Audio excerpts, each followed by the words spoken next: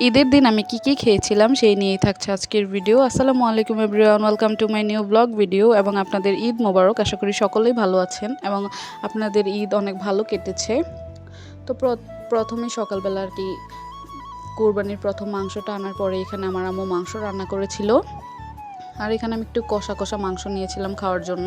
সকালে হালকা পাতলা নাস্তা করেছিলাম, তো প্রথমে আর কি গরুর মাংসটা নিয়েছি খাওয়ার জন্য। আর এই মাংসটা এত বেশি মজা যা বলার বাইরে। আসলে কুরবানির মাংসের স্বাদই আলাদা সত্যি বলতে। আর এখানে আমি একটু লেবুও নিয়েছিলাম। 2000 years later.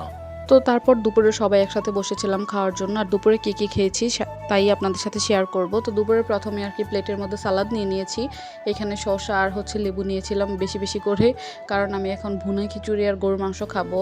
আর ভুনা খিচুড়ি আর গরুর মাংস আমার অনেক বেশি পছন্দ। তো যাই হোক, সালাদ নেওয়ার পর প্লেটের মধ্যে একটু একটু করে খিচুড়ি নিচ্ছিলাম। আর এটা হচ্ছে আমার আম্মুর হাতের স্পেশাল খিচুড়ি। আর এই খিচুড়িটা হচ্ছে বিভিন্ন রকমের ডাল দিয়ে রান্না করেছে। আর দেখুন কত বেশি মাখা মাখা, দেখতেই বোঝা যাচ্ছে। তো যাই হোক, এখন আমার আবার এই খিচুড়িটা খেতে মন চাচ্ছে। তো যাই হোক, খিচুড়িটা আর নেই, খাওয়া হয়ে গিয়েছিল গতকালকেই।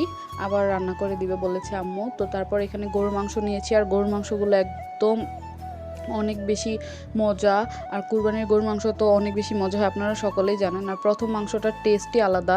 এই মাংসটা যত বেশি মজা লাগবে, পরের দিন আর এই মাংসটার স্বাদ অত বেশি ভালো লাগবে না অন্য সময় রান্না করে খেলে। তো যাই হোক, এখান থেকে আমি একটু একটু করে মাংস নিচ্ছিলাম। আর মাংসটা অনেক বেশি নরম হয়ে গিয়েছিল। অনেকক্ষণ ধরে জাল দিয়ে রান্না করেছে মাটির চুলায়, যার জন্য খেতে অনেক বেশি মজা লাগতেছিল। আর এখানে আমি একটু লেবু অ্যাড করে নিচ্ছিলাম।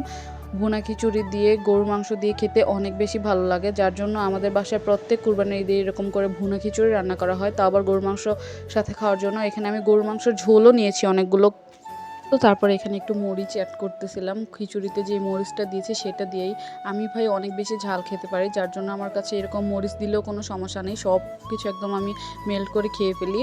তো এখানে একটু এই পিসগুলো, গরুর মাংসের এই পিসগুলো আমার অনেক বেশি ভালো লাগে। এগুলো একটু চর্বিযুক্ত মাংস, যার জন্য খেতে আরও বেশি ভালো লাগে। আর এই যে দেখেন, আমি এদিক দিয়ে ভয়েস দিতেছি, বাড়ি ভর্তি মেহমান, সবাই বাইরে কথা বলতেছে। আর আমার ভয়েস দেওয়ার সময় মনে হয় সবার অনেক বেশি কথা বলতে মনে হয়। তো যাই হোক, এখানে আমি একটু একটু করে শসা লেবু অ্যাড করে খাচ্ছিলাম। আর গরুর মাংসের এই ঝোলটা দিয়ে খিচুড়ি খেতে কিন্তু বেশ ভালোই লাগে। আপনারা কে কী খেয়েছেন ঈদের দিন অবশ্যই কিন্তু কমেন্ট করে জানাবেন। তো ভাবলাম কেননা আপনাদের সাথে আমি ঈদের দিন কি খেয়েছি সেটাই শেয়ার করি। তো দুপুরবেলা এরকম মজার খাবার তো সবাই খেয়েছেন হয়তো। তো আমি আমারটা আমার চ্যানেলে আর কি আপলোড দিলাম। আপনারা কে কী খেয়েছেন অবশ্যই কমেন্ট করে জানাবেন। আর এই যে দেখেন, এদিক দিয়ে প্লেটও ঘুরে যাচ্ছিলো খাওয়ার সময়, আমার এত বেশি খিদা লাগতেছিল। তো যাই হোক, আজকে ঈদের দিন দুপুরে, আজকের ভিডিও দিতে দিতে আপনাদের সাথে শুধু আমি আজকেই বলি। তো যাই হোক, ঈদের দিন খাবারগুলো অনেক বেশি ভালো লেগেছে আমার কাছে। আর গরুর মাংস দিয়ে কিন্তু খিচুড়ি খেতে অনেক বেশি ভালো লাগে। আর এই যে দেখেন, এখানে ঝোল সবটুকু নিয়ে আমি কিভাবে মেখে মেখে খাচ্ছিলাম আর লেবু অ্যাড করতেছিলাম। আর খিচুড়ি আর গরুর মাংসের সাথে কিন্তু লেবু মাস্ট, আর সেটাও হতে হবে গন্ধরাজ লেবু। তো আলহামদুলিল্লাহ, ঈদের দিন বেশ মজার মজার খাবার খেয়েছি। তো ভিডিওটা ভালো লাগলে অবশ্যই চ্যানেলটা সাবস্ক্রাইব করে পাশে থাকবেন। আর আপনারা কিন্তু আমাকে ইন্সপিরেশন দিবেন। অনেকেই বলেন যে আমার খাওয়ার ভিডিও ভালো লাগে, তাই আপনাদের সাথে সব খাওয়ার ভিডিওগুলোই আমি আপলোড দিই। আল্লাহ হাফেজ।